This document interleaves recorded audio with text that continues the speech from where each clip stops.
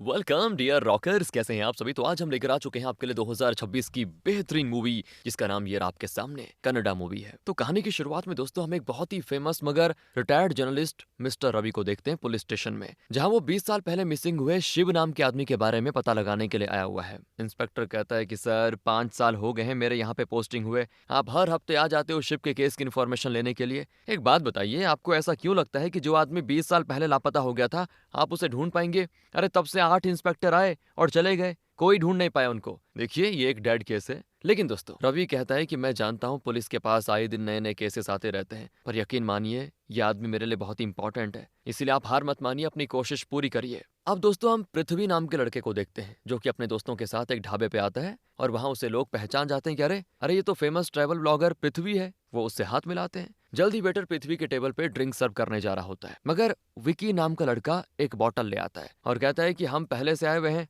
फिर मेरा ऑर्डर पहले आना चाहिए ना। वो पृथ्वी है तो क्या हो गया, मैं भी डांसर विकी हूँ। और फिर यहाँ पे वो अपने डांस मूव्स ये कह के दिखाने लग जाता है। तो तब वहाँ पे बैठे लोग विकी का मजाक उड़ाते हैं। हालांकि विकी डांस तो अच्छा कर ही रहा होता है, मगर उसके उतने फॉलोवर्स नहीं है ना इंस्टाग्राम पे। अब विकी अपना मजाक उड़ता हुआ देख नहीं पाता और लोगों को मारने पीटने के लिए आगे बढ़ जाता है कि एक तो मुझे फॉलो नहीं कर रहे, मुझे सपोर्ट नहीं कर रहे, उल्टा मेरा मजाक उड़ा रहे हैं। तब पृथ्वी खुद बीच में आता है कि पब्लिक की इज्जत करनी चाहिए, ना कि उन पे गुस्सा करना चाहिए। इसके बाद तो क्या होना था दोस्तों, विकी और पृथ्वी के ग्रुप के बीच हो जाती लड़ाई झगड़ा। और एक फ्लैशबैक से हमें पता चलता है कि विकी और पृथ्वी की दुश्मनी आज की नहीं है, बल्कि बचपन की है। दरअसल क्या हुआ था, पृथ्वी के आने से पहले विकी अपनी लाइफ में हीरो था, वो हर चीज में अव्वल था। मगर जैसे पृथ्वी ने स्कूल ज्वाइन किया तो उसने लकी की सारी लाइमलाइट चुरा ली। अब पृथ्वी नंबर 1 और विकी नंबर 2 हो गया था। अब विकी की जगह पृथ्वी रेस में नंबर 1 आता। टीचर उसे प्रेयर लाइन में न्यूज़पेपर पढ़ने को देते, जबकि पहले ये विकी का काम होता था। पृथ्वी की सिंगिंग स्किल्स भी काफी बढ़िया थी, सभी को पसंद आ जाती हैं, स्पेशली लड़कियां तो उसकी फैन हो जाती हैं दोस्तों।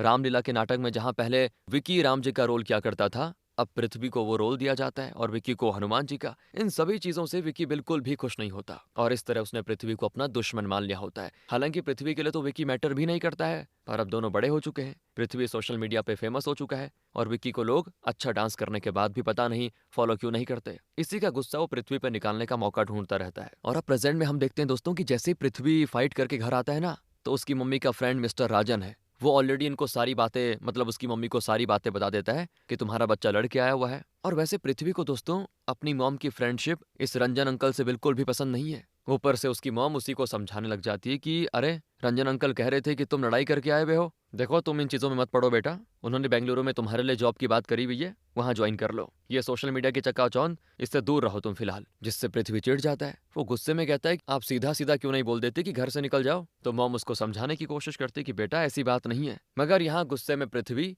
अपनी जीप उठाता है और ड्रिंक करते हुए निकल जाता है। रास्ते में जब रंजन अंकल का घर आता है तो वो शराब की बोतल उनके मेन गेट पे फेंक देता है, जो कि वहीं पे टूट के चकनाचूर हो जाती है। पूरी रात उसकी मॉम को बड़ी बेचैनी रहती है कि मेरे बेटे को पता नहीं कुछ खाने को मिला कि नहीं, क्या कर रहा होगा, कहाँ चले गया होगा। वो सुबह पृथ्वी के दोस्त को कॉल करके सारी बातें बताती है, तो वो पहाड़ी पे जाकर पृथ्वी को वापस लेके आ जाता है, क्योंकि उसके दोस्त को पता है वो गुस्से में कहाँ जाता है, वहीं पहाड़ी पे जाता है वो कैंपिंग के लिए। तो वापस जब वो घर पे आता है ना, मतलब आ ही रहा होता है, तो रंजन अंकल को दरवाजे पे झाड़ू लगाते हुए देखता है, क्योंकि अंकल को पता ही था ये कारनामा पृथ्वी का ही किया हुआ है, उसने बॉटल फोड़ी थी ना दरवाजे पे। मगर फिलहाल तो वो उसे कुछ ना कहना ही बेहतर समझते हैं। पृथ्वी की मौत जान के अपने बेटे को वापस घर पे देखकर बड़ी खुश होती है, उसके लिए ब्रेकफास्ट बनाती है। मगर पृथ्वी तो अपना ट्रैवल बैग पैक करके निकल जाता है कि मैं 1 हफ्ते के लिए बाहर जा रहा हूँ, मुझे परेशान मत करना। और उसकी मॉम जान की उसे बस बेबसी से जाते हुए देखती है और कुछ नहीं कर पाती। उसे हर वक्त अपने बेटे का ख्याल आता रहता है कि कुछ करेगा भी कि नहीं करेगा। उधर पृथ्वी खुद को नेचर फोटोग्राफी और व्लॉगिंग में बिजी करके टाइम पास करता है दोस्तों अपना। हालांकि उसे बार बार अपने बचपन की वो झलक याद आती है जिसमें क्लास के बच्चे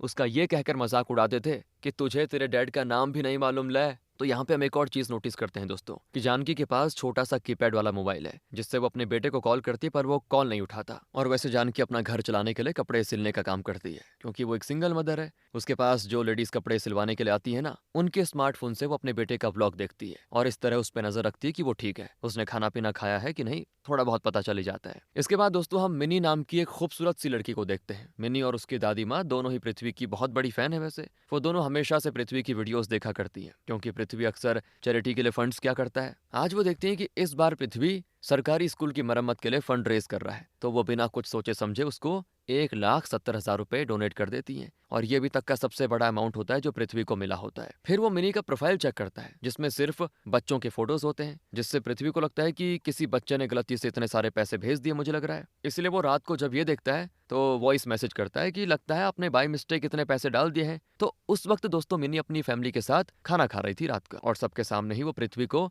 वॉइस मैसेज प्ले कर देती है, ये सोचकर कि पृथ्वी ने शायद थैंक यू वगैरह बोला होगा ये कंट्रीब्यूशन के लिए। मगर अब तो उसकी पोल खुल चुकी है उसकी फैमिली के सामने, क्योंकि उसने घर वालों को नहीं बताया था कि इतने पैसे दे रही हूं मैं, जिससे उसके फैमिली वाले उसको कहने लग जाते हैं कि क्या किया तुमने, इतने पैसे कैसे डोनेट कर दिए। तो वो सीधा जवाब दे देती है कि ये मैंने अपने पॉकेट मनी से दिए हैं, इसीलिए आप लोग मुझे कुछ कह नहीं सकते। इसके बाद दोस्तों वो अपने रूम में जाकर वॉइस मैसेज भेजकर पृथ्वी को बताती कि मैं और मेरी दादी आपके अच्छे कामों के फैन हैं, इसीलिए हमने सहयोग किया है आपको, और कोई स्पेशल बात नहीं है। इसके बाद दोस्तों धीरे धीरे इन दोनों के बीच बातों का सिलसिला शुरू होता है। इस तरह चलता जाता है। मतलब अब तक 1 हफ्ते गुजर जाते हैं तो पृथ्वी भी अपने घर वापस आ चुका होता है। हालांकि उसकी मॉम और उसका रिश्ता अभी भी थोड़ा फीका ही है, मगर उसकी मॉम उसे किसी लड़की के साथ बातचीत करते हुए देखकर थोड़ी खुश होती कि चलो मन बहला रहेगा। अब तक तो पृथ्वी के दोस्तों को भी पता चल जाता है कि हमारा भाई किसी मिनी नाम की लड़की के पीछे दीवाना हो गया है, जिसकी फोटो तक भाई ने अभी तक नहीं देखी हुई है। तो चाय की टपरी पे उसके दोस्त उसे इसी बात को लेकर चिढ़ा रहे होते हैं कि क्या बात। वहाँ विकी और उसके दोस्त भी तभी आ जाते हैं दोस्तों चाय पीने के बहाने, और पृथ्वी को लड़ाई के लिए उकसाते हैं जानबूझ के। उसी वक्त उधर से पृथ्वी की मॉम जानकी और रंजन अंकल क्रॉस करते हैं, तो विकी और उसके दोस्त इनडायरेक्टली पृथ्वी को पोक करने लग जाते हैं कि ओहो क्या बात। और विकी हैप्पी मदर्स डे के लिए एक इमोशनल सॉन्ग पे डांस करने लग जाता है, जिस गाने में माँ के अच्छे किरदार का बखान हो रहा होता है कि माँ कितनी दयालु होती है, कितनी चरित्रवान होती है। इस तरह से वो पृथ्वी को जताना चाह रहा है कि तेरी माँ तो इसकी ठीक अपोजिट है, मगर पृथ्वी उसको ये कहकर निकल जाता है कि मदर्स डे भाई आज नहीं है कल है। और फिर एक दिन की बात है दोस्तों, मिनी अपनी फैमिली के साथ अपने दूर के एक रिश्तेदार के यहाँ बर्थडे पार्टी में गई होती है, जहाँ मिनी के डैड बर्थडे बॉय के डैड से थोड़ा गप्पे लड़ा रहे होते हैं। और यहाँ मिनी की मॉम किसी रीजन से नहीं आ पाई थी, पर उसकी दादी माँ साथ में आई होती है, जो कि बर्थडे बॉय की दादी के साथ गप्पे लगाती है। वो मिनी को भी उनसे इंट्रोड्यूस कराती है, लेकिन यहाँ वो मिनी की खूबसूरती की बड़ी तारीफ करते हैं पहले। फिर जब बर्थडे बॉय वॉशरूम से आवाज लगाता है कि मामा मैंने पार्टी कर ली, आके धुल लो, तो उसकी मॉम तो केक लाने के लिए गई भी थी, इसीलिए फिर वो अपनी दादी को आवाज लगाता है, जो कि मिनी से कहती है कि जरा मेरे पोते की पोटी साफ कर दो ना, मैं तो यहाँ पकवान बनाने में बिजी हूँ। तो मिनी का दिमाग खराब हो जाता है यार। ऊपर से मिनी की दादी अपने अच्छे संस्कार दिखाने के चक्कर में बोल पड़ती है कि अरे मेरी बेटी तो बहुत ही संस्कारी है, सुशील है, वो जरूर धो देगी। और मिनी अपनी दादी को आहिस्ते से कहती है कि मैं पार्टी में इतनी सज धज के आई हूँ, पोटी साफ करने के लिए आई हूँ क्या मैं। तो वो कहती है देख लो बेटा तुम्हें करना पड़ेगा, इसकी दादी तुम्हारी मनपसंद पकवान बना रही है, अब अगर ये उठ गई तो फिर दिक्कत हो जाएगी, जिससे मिनी फंस जाती बुरी तरह से। उसे जाना पड़ता है वॉशरूम, जहाँ उस बर्थडे बॉय के अलग ही नखरे होते हैं। वो स्प्रे से नहीं बल्कि मिनी को हाथ से अपना साफ करने के लिए कहता है कि हाथ से करो, स्प्रे में अच्छा नहीं लगता मुझे। और उसी वक्त पृथ्वी का मैसेज आ जाता है और वो उससे पूछ रहा होता है कि तुम क्या कर रही हो। तो मिनी दोस्तों उस बच्चे के बैग की फोटो भेज देती है उसको और सारी बात बताती है कि मैं तो इस चक्कर में फंस गई हूँ, जिस पे पृथ्वी उसको सोल्यूशन देता है कि एक काम करो, उसके साथ गेम खेलने का नाटक करो और स्प्रे से धुलवा दो। मिनी ऐसा ही करती है दोस्तों। ये टॉपिक वैसे बहुत ही डिस्गस्टिंग टाइप का है, मतलब हमें ये समझ में आ जाता है कि पृथ्वी और मिनी एक दूसरे के साथ काफी कंफर्टेबल हो चुके हैं, इसीलिए फिर जल्दी से दोनों फोन नंबर और फोटो भी एक्सचेंज कर लेते हैं। मिनी ने तो पहले से ही व्लॉग्स में पृथ्वी को देख रखा था, मगर पृथ्वी मिनी की जब फोटो देखता है ना भाई उसकी खूबसूरती का दीवाना हो जाता है। पर्सनैलिटी तो उसे पहले से पसंद थी मिनी की। कुछ दिनों के बाद ये दोनों एक रेस्टोरेंट में मिलने जाते हैं, जहाँ आ जाता है मिनी को उसकी दादी का कॉल। वो खुशी के मारे बता देती है कि दादी मैं पृथ्वी से मिलने आई हूँ। दादी भी बड़ी एक्साइटेड हो जाती है और कहती बेटा उसको अगवा करके अपने घर ले आओ, मैं भी उससे मिलना चाहती हूँ। तो वो कहती दादी यार कैसी बातें कर रही हो, पहली मीटिंग पे ही अगर मैं उसको घर चलने के लिए बोलूंगी तो दिक्कत हो जाएगी ना, लड़कियां ऐसे थोड़ी करती हैं। तो दादी कहती देखो मुझे वो सब नहीं पता, लेकिन अगर तुम उसको घर नहीं लाओगी तो मैं घर पे सभी को ये कह दूंगी कि तुम्हारा अफेयर चल रहा है पृथ्वी के साथ, जिससे एक बार फिर से हमारी प्यारी मिनी फंस जाती है और उसे किसी तरह से पृथ्वी को कन्विंस करना पड़ जाता है कि यार घर चलोगे क्या। अब घर जाते ही दादी माँ मिनी को करती है साइड लाइन और पृथ्वी के साथ में सेल्फी मांगती है, और जब मिनी भी शामिल होने की कोशिश करती है सेल्फी में तो दादी कहती है मुझे पृथ्वी के साथ अकेले चाहिए, चलो साइड हटो। खैर दोस्तों इसके बाद मिनी पृथ्वी को अपने पेरेंट्स से मिलवाती है, और जब पृथ्वी को पता चलता है कि Mini retired journalist mister Ravi की इकलौती बेटी है तो उसकी हालत खराब हो जाती है। और जब वो घर पर आता है तो उसका फोन ही पिकअप करना बंद कर देता है, क्योंकि उसको मिनी के सामने मतलब बहुत छोटा फील हो रहा था। इन दोनों की हैसियत में क्या कहते हैं आसमान जमीन का फर्क है दोस्तों। अब एक दिन की बात है, पृथ्वी जब अपना फोन चार्ज पे लगाने के लिए जाता है तो देखता है कि ऑलरेडी एक फोन चार्ज पे लगा हुआ है। तो वो अपनी माँ से इस फोन के बारे में पूछता है, तब उसकी माँ कहती है, ये तो मेरा फोन है बेटा, इतने सारे लोग तेरी व्लॉग देखते हैं, तुझे पसंद करते हैं, कभी तुमने एक बार भी सोचा अपनी माँ को अपनी वीडियो दिखाऊं? तो पृथ्वी भड़क जाता है कि अगर आपको स्मार्टफोन ही चाहिए था तो मुझसे कहती, पक्का आपने रंजन अंकल से कहा होगा, है ना? और तब उसकी माँ कहती है, बेटा मुझे मांगना पड़ा, क्योंकि तुमने तो कभी सोचा नहीं कि माँ को भी फोन दे दूं लेकर। उन्होंने तो मुझे ये कह के दिया कि तुम अपने बेटे को देखना चाहती हो ना व्लॉग में, तो ये लो फोन, इसमें देखना। लेकिन दोस्तों पृथ्वी को तो चिढ़न है इनके रिश्ते से, इसीलिए वो कहता है कि समाज सिर्फ बच्चों से ही एक्सपेक्ट करता है कि वो रोल मॉडल बने, लेकिन बड़ों का क्या है वो मुझे समझ नहीं आता। मतलब बड़ों के मन में जो मर्जी है वो कर सकते हैं ना, किसी से भी नाजायज रिश्ता बना लो, कोई दिक्कत नहीं है बड़ों के लिए तो। जिसपे उसकी मॉम कहती है कि जरूरी नहीं है कि हर औरत और हर मर्द के बीच नाजायज रिश्ता ही हो, कुछ लोग सिर्फ दोस्त भी तो हो सकते हैं जिनके बीच फिजिकल रिलेशनशिप नहीं हो सकता। समझ रहे हो ना क्या बोलना चाह रही हूँ? देखो बेटा, समाज मुझे क्या कहता है इससे मुझे कोई फर्क नहीं पड़ता, मुझे तुम्हारी नजर में सिर्फ अच्छी माँ बनना है। और सच्चाई तो ये भी है कि रावण ने कभी भी सीता को हाथ नहीं लगाया था, मगर फिर भी सीता को अग्नि परीक्षा देनी पड़ी। पर आज ना तो वो जमाना है कि अग्नि परीक्षा दी जाए और ना ही मैं माँ सीता हूँ। तो पृथ्वी कहता है कि आप सीता हो भी नहीं सकती, इसीलिए तो डैड आपको छोड़ गए, वो आपकी हरकतों की वजह से ही आपसे दूर गए। अब ये सुनकर दोस्तों जानकी को आ जाता है गुस्सा, और वो पहली बार पृथ्वी पे हाथ उठाने को बढ़ती है, पर फिर वो अपना गुस्सा कंट्रोल करके कहती है कि चलो तुम जाओ फिलहाल यहाँ से। तो पृथ्वी कहता है कि मैं बिल्कुल भी सरप्राइज नहीं हूँ, आपने ऐसे ही तो मेरे डैड को भी जाने को कह दिया था। पृथ्वी निकल जाता है दोस्तों घर से, वो जाता है अपने स्टूडियो जहाँ वो अपने टॉकिंग हेड वीडियो की शूटिंग एडिटिंग वगैरह करता है। वहाँ वो अपने दोस्तों के साथ खूब शराब पीता है, और जब वो पूरी तरह से टल्ली हो जाता है तब उसे अपना ट्रॉमा याद आता है। जब वो बच्चा था ना तो उसे रंजन अंकल से कोई भी प्रॉब्लम नहीं थी, वो उनको अंकल वाली रिस्पेक्ट दिया करता था। पर फिर वो थोड़ा बड़ा हुआ, स्कूल में फादर्स डे के दिन टीचर सभी बच्चों को खड़ा करके उनसे उनके फादर के बारे में बातें कर रही थी, मगर उसे तो अपने डैड का नाम तक नहीं मालूम था, जिससे बच्चे उसका खूब मजाक उड़ा रहे थे कि ये कैसा लड़का है बताओ, बाप का नाम नहीं पता। फिर धीरे धीरे लोग उसकी माँ और रंजन अंकल के अफेयर के बारे में बातें करने लगे। शुरू शुरू में लोग कानाफूसी करते थे, फिर लोग तो मुंह पे बोलने लगे, और जब पृथ्वी थोड़ा बड़ा हुआ तो लोग उसको ताना देने लगे कि ये कैसा मर्द है बताओ, जो अपने घर की औरत को कंट्रोल नहीं कर सकता। पृथ्वी ने अपनी माँ से कई बार कहा भी कि माँ, लोग तरह तरह की बातें करते हैं आपके बारे में, आप रंजन अंकल से मिलना छोड़ दीजिए। मगर पता नहीं रंजन अंकल ने उसकी माँ पे कौन सा जादू करके रखा हुआ है दोस्तों, कि उसकी माँ उन्हें छोड़ना ही नहीं चाहती। यही सब सोच सोच के पृथ्वी का दिमाग खराब होता है, और अब वो नशे की हालत में रंजन अंकल के घर जाकर उनके साथ मारपीट कर देता है, और अपनी जिंदगी से यानी कि अपनी माँ की जिंदगी से चले जाने को कह देता है। इसके बाद वो पहाड़ी पे जाके और ड्रिंक करता है। फिर अगले दिन उसकी नींद खुलती है अपने ही स्टूडियो में, और उसे पता चलता है कि उसने कल पहाड़ी पे नशे की हालत में मिनी को कॉल करके सारी बातें बता दी थी कि मैं तुमसे बहुत ही प्यार करता हूँ, तुम्हें खुश रखने के लिए कुछ भी कर सकता हूँ, पर मुझे डर है कि तुम्हारे डैड इतने अमीर हैं, मैं उनका मुकाबला कभी कर नहीं पाऊंगा मिनी। हम दोनों समाज के दो अलग अलग हिस्सों से बिलोंग करते हैं, कोई हमारा रिश्ता एक्सेप्ट नहीं करेगा मुझे लगता है। पर इससे मिनी को कोई प्रॉब्लम नहीं होती। वो कहती है, तुम आज के मॉडर्न टाइम में भी ऐसा सोचते हो क्या? अरे क्या तुम्हारी सोच यार, तुम एक अच्छे इंसान हो मुझे इतना पता है, लोगों का भला करना चाहते हो बस, मुझे ये भी पता है, मुझसे प्यार करते हो मुझे ये भी पता है, अब इससे ज्यादा मुझे और कुछ नहीं जानना। लेकिन दोस्तों वो थोड़ा सा नाराज होती है कि मैंने सोचा था मेरा पार्टनर एक ड्रीमी प्रपोजल प्लान करेगा मेरे लिए, पर तुमने तो मेरा सपना ही तोड़ दिया। इसके बाद दोस्तों पृथ्वी उसे अपने दोस्तों के साथ लेके जाता है चाय की टपरी पे चाय पिलाने, जहाँ अचानक मिनी की माँ रोते हुए इसे कॉल करती है कि जल्दी घर आ जा बेटे। तो पृथ्वी भी तुरंत घर जाता है, जहाँ पे उसे मिस्टर रवि के फ्यूनरल के बारे में पता चलता है। अब अपने डैड की लाश को देखकर मिनी के तो पैरों तले जमीन खिसक जाती है। दरअसल दोस्तों रवि को कोई बीमारी थी, मगर उसने ये बात अपनी लाडली बेटी को नहीं बताई। अब आगे हम देखते हैं कि मिनी की मॉम उसे एक एनवलप देती है, जिसमें उसके डैड का लिखा हुआ एक लेटर है, जिसमें उन्होंने अपनी लाइफ का सबसे बड़ा रिग्रेट लिखा हुआ है। उसमें शिव नाम की मिसिंग आदमी की पासपोर्ट साइज फोटो होती है। रवि ने इस लेटर में लिखा होता है कि 30 साल पहले मैंने जर्नलिस्ट का काम शुरू किया था। पहले तो मैं सिर्फ एक मामूली से न्यूज़पेपर के लिए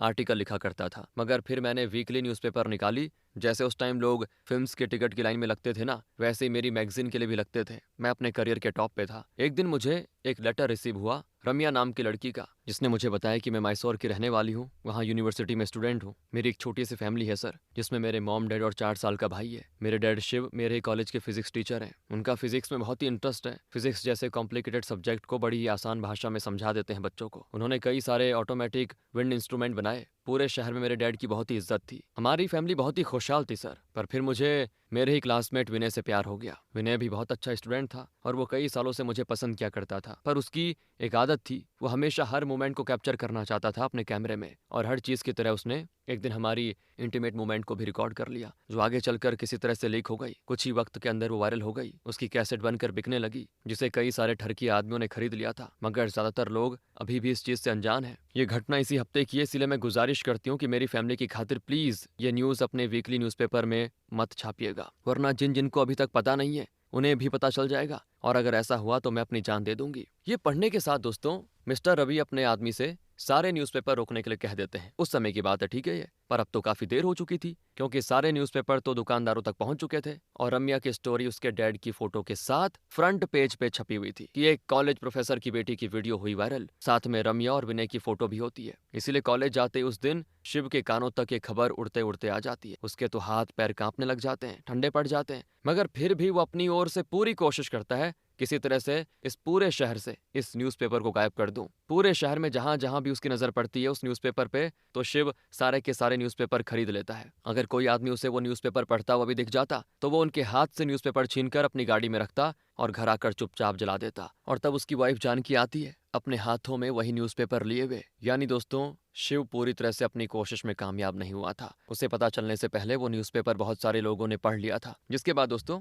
रवि के लेटर पे आ जाइए। वो आगे लिखता है, अपनी पत्रकारिता की वजह से मेरे हाथों बहुत बड़ा गुनाह हो गया। मैं अपनी पत्रकारिता में उस वक्त इतना बिजी था कि ये सोच ही नहीं पाया कि जिस खबर को मैं सेंसेशनलाइज करके छाप रहा हूँ उससे एक परिवार पे क्या असर पड़ेगा। रम्या ने अपनी जान ले ली बेटा। शिवा घर छोड़कर कहीं चला गया क्योंकि उसके अंदर हिम्मत नहीं बची थी कि वो समाज को फेस कर पाए। इसके कुछ दिनों के बाद सुनने में आया कि शिव की बीवी ने अपने 4 साल के बेटे के साथ ट्रक के आगे आकर अपनी जान दे दी। मैंने अपनी पूरी जिंदगी शिव को ढूंढने की कोशिश की ताकि मैं एक बार उससे माफी मांग पाऊं। मुझे पता है कि वो मुझे कभी माफ नहीं करेगा, पर फिर भी चैन से मरने के लिए मैं उससे माफी मांगना चाहता हूँ। अगर मैं इस कोशिश में कामयाब हो सकता हूँ तो बेटा अब तुम मेरी ये लास्ट विश जरूर पूरी करना। तो दोस्तों ये लिखा हुआ था उस लेटर में। और अब पृथ्वी कहता है कि ये तो मेरे डैड की फोटो है। यानी कि दोस्तों नसीब ने क्या खेल खेला देखो। जर्नलिस्ट रवि शिव को तो नहीं ढूंढ पाया, मगर अपनी बेटी के जरिए शिव के बेटे तक पहुंच गया। और अब शिव की पासपोर्ट साइज फोटो देखते पृथ्वी को उस दिन की याद आ जाती है जब पृथ्वी ने अपनी माँ से अपने डैड के बारे में पूछा, पर तब उनका दिमाग खराब हो गया था और तब उन्होंने शिव की एक पासपोर्ट साइज फोटो दिखाकर कहा कि लो पूछ लो इनसे, जो पूछना है पूछ लो। अब ये सारी बातें एनालाइज करने के बाद पृथ्वी अकेले में जाकर सोच रहा होता है कि बताओ यार, इतने सालों तक मेरी माँ ने ये बात मुझसे छिपा के रखी, पर कभी भी अपनी आप बीती नहीं बताई। अकेले उन्होंने कितना कुछ सहा। और तभी उसे रंजन अंकल का कॉल आता है जो उसे बुलाते हैं हॉस्पिटल, क्योंकि वहां उन्होंने जानकी को एडमिट करवाया हुआ है। वहां जाने पे डॉक्टर रंजन अंकल और पृथ्वी दोनों को बताता है कि देखो आपकी माँ को निमोनिया है बेटा, तुमने ध्यान नहीं दिया ना उन पे, इन्फेक्शन लंग्स तक पहुंच चुका है। डॉक्टर फिर पूछती है क्या पेशेंट को पहले से सांस लेने में कोई दिक्कत थी, तो इसका जवाब तो पृथ्वी के पास होता नहीं। उसका तो सारा का सारा ध्यान अपनी माँ से लड़ने पे रहता था ना हमेशा, उनकी केयर कहाँ से करता वो। मगर रंजन अंकल के पास होती बिल्कुल सटीक जानकारी। वो बताते हैं कि हाँ कई सालों से उन्हें सांस की प्रॉब्लम है, वो इस टाइम ये दवा ले रही है। तब जाकर पृथ्वी को रियलाइज होता है कि जो काम मुझे करना चाहिए था वो तो रंजन अंकल ने करा हुआ है इतने सालों से। वो फिर जाता है अपनी मॉम को देखने और घर जाकर उनके द्वारा किए गए कामों को याद करता है। इतने सालों तक उन्होंने तो एक अच्छी माँ बनने की पूरी कोशिश की, मगर पृथ्वी हमेशा उनसे नाराज रहा और उनके सामने कभी एक अच्छा बेटा बनने की भी कोशिश नहीं की इस पृथ्वी ने। इसके बाद वो घर जाकर अपनी मॉम की वो पुरानी संदूक निकालता है जिसमें उसके बचपन की कई सारी यादें थी। उसमें उसके छोटे छोटे कपड़े, खिलौने वगैरह होते हैं दोस्तों, और साथ में एक ऑडियो कैसेट भी, जिसे प्ले करने पर उससे अपने डैड की आवाज आती है जो उन्होंने घर छोड़कर जाने से पहले अपनी वाइफ के लिए रिकॉर्ड किया था। उसमें वो अपनी कायरता के लिए माफी मांगते हैं और कहते हैं कि जानकी मैंने तुमसे वादा किया था कि मैं हमेशा तुम्हारे साथ खड़ा रहूंगा, पर कभी किसी बुरे सपने में भी नहीं सोचा था कि हमारी फैमिली के साथ इतना बुरा हो जाएगा। जानकी, हमारी इज्जत मिट्टी में मिल गई, हमने अपनी लाडली बेटी को खो दिया, अब मुझसे और नहीं जिया जाएगा। और मैं तुम्हें अपने साथ मरने को भी नहीं कह सकता क्योंकि हमारा बेटा है, इसीलिए मैं इस दुनिया से बहुत दूर जा रहा हूँ, माफ करना मुझे। इसके बाद से दोस्तों पृथ्वी एक अच्छा बेटा बनने में जुट जाता है। वो अपनी माँ की हॉस्पिटल में ही बहुत देखभाल करता है। डिस्चार्ज होने पे अपनी जीप में बिठा के घर लेके आता है। इन माँ बेटे की नजदीकी देखकर रंजन को लगता है बड़ा बढ़िया दोस्तों कि चलो कम से कम जानकी की लाइफ में थोड़ा सुकून तो आएगा। घर आने के बाद जब जानकी बाहर में टेप रिकॉर्डर देखती है तो समझ जाती है कि मेरे बेटे को अपनी फैमिली की सारी सच्चाई पता चल गई है। उनकी आंखें भर आती दोस्तों जानकी की। उसी रात जब पृथ्वी कहीं से घर जा रहा होता है तो उसे रास्ते में रंजन अंकल दिख जाते हैं जो कि बारिश की वजह से छाता लेकर धीरे धीरे अपने घर जा रहे होते हैं। और तब पृथ्वी उनको लिफ्ट ऑफर करता है। हालांकि वो मना कर देते हैं वैसे, पर पृथ्वी उनसे अभी तक अपने जितने भी उसने गलत काम किए थे उसके लिए माफी मांगता है। वो बॉटल फोड़ना, कभी उनको परेशान करना वगैरह वगैरह। रंजन अंकल भले आदमी है दोस्तों, उन्होंने पृथ्वी को हमेशा से अपने बेटे की तरह ही देखा, इसीलिए वो उसकी हर नादानी को माफ कर देते हैं। और जब ये दोनों जा ही रहे होते हैं इन्हें रोड पे आवारागर्दी करते हुए विक्की और उसके दोस्त मिल जाते हैं। वो तो कमेंट करने लग जाते हैं कि लगता है बाप बेटे का मिलाप हो गया, बढ़िया है, लगता है आखिरकार पृथ्वी ने अपना बाप बना लिया है। जिससे दोस्तों पृथ्वी को आ जाता है गुस्सा और वो अपनी गाड़ी रोककर विक्की और उसके दोस्तों की खूब पिटाई कर देता है और कह देता है हाँ रंजन अंकल मेरे लिए फादर फिगर हैं, और अब आज के बाद अगर तुमने हमारी निजी जिंदगी में दखलंदाजी करने की कोशिश की ना तो एक एक को पीट दूंगा अच्छे से। फिर वो रंजन अंकल को हक करके कहता है कि थैंक यू अंकल, इस जालिम समाज में मेरी माँ की ढाल बनने के लिए। और इसके अगले दिन ही दोस्तों खबर आती है कि रंजन अंकल की अपने घर पर मौत हो गई है। अभी तक उन पे जानकी की जिम्मेदारी थी, मगर अब उनको पता चल गया था कि पृथ्वी अब जानकी को संभाल लेगा। इस वजह से कल रात उन्होंने चैन की नींद ली और फिर उठे ही नहीं। जानकी को जब उनकी लाश दिखाई जाती है ना, बेचारी टूट जाती है पूरी तरह, और वो उस काली रात को याद करती है जब वो अपने बेटे के साथ बीच सड़क पे ट्रक के सामने खड़ी हो गई थी मरने के लिए, पर लास्ट टाइम पे पीछे हट गई। वो ट्रक से तो बच गई, मगर सामने से आती एक कार ने उसे ठोक दिया, और उस कार को ड्राइव कर रहे थे रंजन। जिसके बाद अगले दिन जब तीनों को मरहम पट्टी हो गई तो रंजन ने जानकी से उसकी परेशानी पूछी कि क्यों मरना चाह रहे थे। तब जानकी ने उन्हें अपनी परेशानी के बारे में बताया और कहा कि भगवान कितना कठोर है ना, उसने मेरे जीवन में इतने कष्ट दिए मगर मौत नहीं दे पाया। और तब रंजन ने कहा था कि मेरी बात सुनो, आज की अखबार में टाइपिंग मिस्टेक हुई है। अखबार में लिखा था कि ट्रक के आगे आकर एक औरत ने अपनी जान दे दी और उसके साथ उसका बेटा भी मारा गया। तो समाज की नजर में तुम मर चुकी हो, इसीलिए अब इस समाज के बारे में सोचना छोड़ो और मेरे साथ मेरे होम टाउन चलो। मैं वहां रहने का इंतजाम कर दूंगा तुम्हारा, वहां तुम्हारी कोई पहचान कभी नहीं रहेगा। तुम अपने बेटे के साथ वहां रहना, उसकी अच्छे से परवरिश करना, मुझसे जितना बन पड़ेगा मैं मदद करूंगा। और फिर एक दिन की बात है दोस्तों, बातों ही बातों में जानकी ने रंजन से पूछ लिया कि आखिर आपने अभी तक शादी क्यों नहीं करी। तो तब उसने बताया कि मैं एक अनाथ लड़का था, किसी तरह अनाथालय में बड़ा हुआ, काम की तलाश में यहाँ आकर बस गया। अकेलेपन की वजह से मैं बहुत ही शराब पीता गया। भला एक ऐसे लड़के को अपनी लड़की कौन ही देगा जिसके ना तो माँ बाप हैं ना ही चाल चलन अच्छे हैं। वो आगे कहता है, फिर वक्त बीतता गया और अब तो मेरे दिल ने शादी करने की मनाही कर दी है। जितनी उम्र बची है दूसरों की मदद करते हुए गुजारना चाहता हूँ। और अब प्रेजेंट में देखते हैं दोस्तों कि पृथ्वी एक बेटे की तरह रंजन अंकल का अंतिम संस्कार करता है। इसके बाद वो अपने डैड को ढूंढना चाहता है पर मिल नहीं रहे होते हैं उसको। वो पुलिस स्टेशन जाता है जहाँ हर बार मिनी के डैड मिस्टर रवि जाया करते थे। इंस्पेक्टर कहता है कि हमें लास्ट लीड मिली थी केरला के डीन प्रोफेसर गोविंद से। ये जानने के बाद पृथ्वी एक प्लान बनाता है और वो मिनी को ट्रेवल गाइड बनाकर अपनी मॉम को साथ लेके जाता है केरला। पर आधे रास्ते तक जाने के बाद मिनी की हालत खराब हो जाती है क्योंकि उसको आदत नहीं है ना ट्रैवल करने की, उसे वॉमिट होती है। जिससे जानकी को बड़ी हैरानी होती है कि ये कैसी ट्रैवल गाइड है जो ट्रैवल करते ही ऐसी उल्टी कर रही है। और अब यहाँ प्रोफेसर गोविंद से मिलने के बाद इन्हें पता चलता है कि शिव 20 साल पहले यहाँ एक बीच पे मिला था। वो बच्चों को समुद्री लहरों के पीछे की फिजिक्स समझा रहा था। गोविंद कहता है कि उनकी नॉलेज को देखकर मेरे मन में आ गया कि बात करूं जरा उनसे। उनसे बात करके मुझे बहुत ही अच्छा लगा और मैंने उन्हें अपने कॉलेज में प्रोफेसर की तरह रख लिया। सब कुछ तो ठीक ही चल रहा था, वो स्टूडेंट्स को बड़े ही मन से पढ़ाते थे। मगर एक दिन उन्होंने नमन नाम के लड़के को क्लासरूम में रंगे हाथों पकड़ लिया एक लड़की की अश्लील वीडियो बनाते हुए। ये चीज शिव से बर्दाश्त नहीं हुई और उन्होंने सभी के सामने उसे मारना पीटना शुरू कर दिया। वो घसीटते हुए उसे पुलिस के हवाले करने जा रहे थे और तभी उस लड़के ने कह दिया कि इतना क्यों भड़क रहे हो, कौन सी वो लड़की आपकी बेटी थी सर। जिससे उनको गुस्सा आ गया और उन्होंने उसे और पीटा। फिर उसके बाद बात मेरे तक पहुंच गई तो लोगों ने मिलकर उन्हें अलग कर दिया। मेरी भी मजबूरी थी, नमन यहाँ के नेता का बेटा था, मैं उसे पुलिस के हवाले नहीं कर सकता था वरना वो मेरे कॉलेज को ही बंद करवाने पे तुला था। कुछ दिनों के बाद तो नमन ने अपने गुंडों के साथ मिलकर शिव को बहुत पीटा, जिसके बाद मैंने ही उनसे रिक्वेस्ट करी कि एक काम करिए आप कहीं और चले जाओ, तो वो चले गए। उन्होंने कई बार मुझे मेघालय से लेटर भी लिखा पर फिर लेटर लिखना बंद कर दिया बाद में। ये सारी बातें जानने के बाद दोस्तों अब पृथ्वी लेटर में दिए हुए मेघालय के उस एड्रेस पे जाने की सोचता है जहां से मतलब शिव ने वो लेटर पोस्ट किया था। पर उससे पहले वो जाता है नमन के पास दोस्तों, उसी लड़के के पास मतलब, जो कि अब खुद एक अहिंसावादी नेता बन चुका है। वो तो एक रैली में कह रहा होता है कि मैं तो महात्मा गांधी के दिखाए रास्ते पे चलता हूँ, कोई अगर मुझे एक थप्पड़ मारेगा तो मैं दूसरा गाल सामने कर दूंगा मारने के लिए। फिर क्या था दोस्तों, पृथ्वी स्टेज पे जाता है और नमन को जोरदार थप्पड़ मारता है। अपनी अहिंसावादी विचारधारा को प्रमोट करने की वजह से वो लोगों के सामने पृथ्वी को कुछ कह नहीं पाता और सच बताऊं तो पृथ्वी की एक झापड़ से उसका दिमाग घूम जाता है। फिर वो अपनी माँ के और गर्लफ्रेंड के साथ मेघालय के चेरापुंज चला जाता है दोस्तों। वहां के पोस्ट ऑफिस से वो एड्रेस निकालता है अपने डैड के ठिकाने का, मगर वहां जाने के बाद सिक्योरिटी गार्ड उसको अंदर जाने ही नहीं देता और ना ही शिव नाम के किसी आदमी को पहचानने को राजी होता है। तभी जानकी को आवाज सुनाई देती है विंड इंस्ट्रूमेंट की और वो दौड़ी चली जाती है उस तरफ। उसके पीछे पीछे पृथ्वी और मिनी भी जाते हैं। जानकी कहती है कि तेरे पापा यही है बेटा, वही ऐसी ऑटोमेटिक विंड इंस्ट्रूमेंट बनाया करते थे। और तभी विजय नाम का एक आदमी इनको टोकता है। तब जानकी कहती है कि ये इंस्ट्रूमेंट मेरे हस्बैंड शिव का बनाया हुआ है, क्या आप बता सकते हैं कि वो कहाँ पे है। तो विजय उन्हें करेक्ट करते हुए कहता है कि ये शिव ने नहीं बल्कि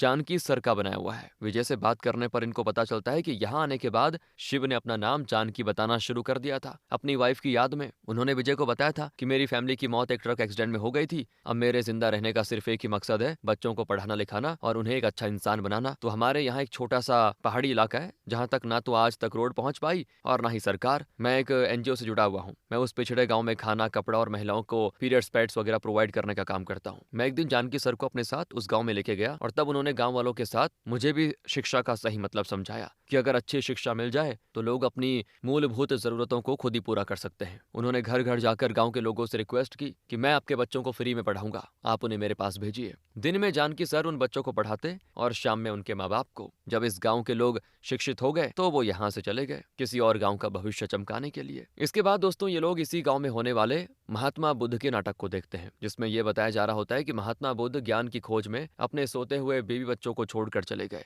पर क्या हो अगर उनकी बीवी सच में सोई ही नहीं थी? क्या पता उनकी बीवी ने उनको रोका ही नहीं जाने से, क्योंकि उन्हें पता था कि जो है जितना है उतने में ही खुश रहना सही है। अगर किसी को आपसे दूर जाना है तो उसे रोकना नहीं चाहिए, ना ही उसकी तलाश करनी चाहिए। जब वो ज्ञान पालेगा तो खुद ही घर लौट आएगा। ये बात पृथ्वी के दिल में घर कर जाती है दोस्तों, कि मैं अब अपने डैड को ढूंढने की इतनी कोशिश कर रहा हूँ। उनके लिए मैंने पूरी जिंदगी अपनी माँ को धुतकारा, पर असल त्याग तो मेरी माँ ने किया। अगर वो भी चाहती तो मुझे छोड़कर जा सकती थी, मगर उन्होंने मेरा साथ चुना। दिन रात सिलाई कढ़ाई करके घर का खर्चा निकाला, मुझे सही से पढ़ाया लिखाया, मुझे इस काबिल बनाया कि मैं आज आराम से अच्छी लाइफ जी सकता हूँ। उन्होंने अकेले ही माँ बाप दोनों की रिस्पॉन्सिबिलिटी निभाई, इसीलिए अब से जितना हो सके मुझे उनके साथ रहना है, उनका अच्छा बेटा बनकर। इसके बाद दोस्तों वो अपनी गर्लफ्रेंड और मॉम को लेकर वापस आ जाता है अपने घर। यहाँ वो अपनी मॉम को सारी सच्चाई बताता है मिनी के बारे में, कि ये कोई ट्रैवल गाइड नहीं बल्कि मेरी गर्लफ्रेंड है, और इसके डैड नहीं वो वीकली न्यूज़पेपर में दीदी की वायरल वीडियो के बारे में छापा था। पर उन्हें अपनी गलती का बहुत ही पछतावा रहा आखिरी वक्त तक। तो अब जाकर जानकी बात को समझती है